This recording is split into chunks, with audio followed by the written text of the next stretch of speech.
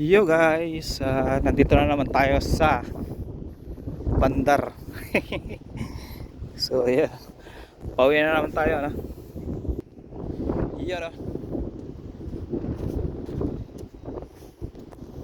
Araw-araw dito ako dumadaan. Umaga, tsaka hapon. Pagpasok, tsaka pauwi. Yan. Dito tayo dumadaan. Medyo high tide ngayon. Tuwing umaga ang low tide. Wala tayong makitang crocodile ngayon, ano?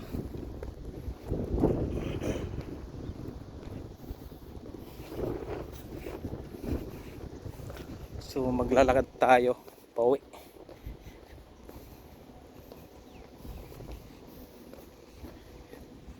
Ito yung tulay para sa ano lang to, sa mga tao. Dun sa kabila naman tulay para sa mga sasakyan.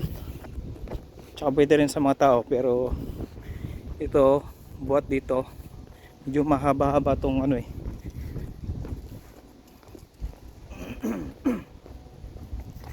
nagbuhat doon sa pinakadulo, diretso dyan, iikot yan, diretso doon hanggang doon. Ay, wala na, hindi na makita.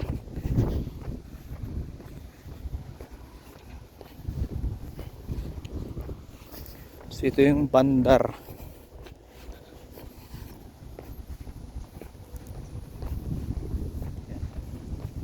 Ito yung pinaka parang park nila.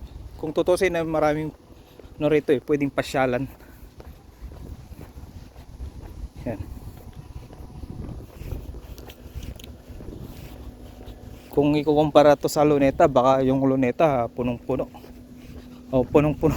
Kasi yung sa Luneta nga halos daming mga tao doon. Pero dito mga ilan-ilan lang yung mga tao na nandito.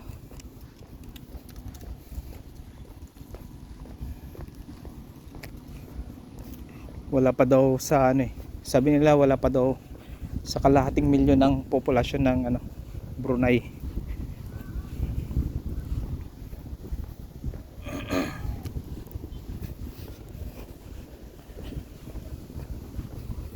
Oh, ano kayang ginagawa nila doon?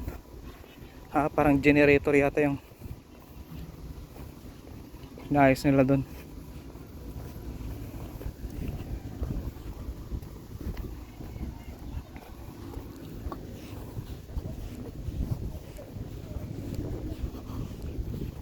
So hanggang dito na lang at maraming salamat sa inyong panonood. Bye bye.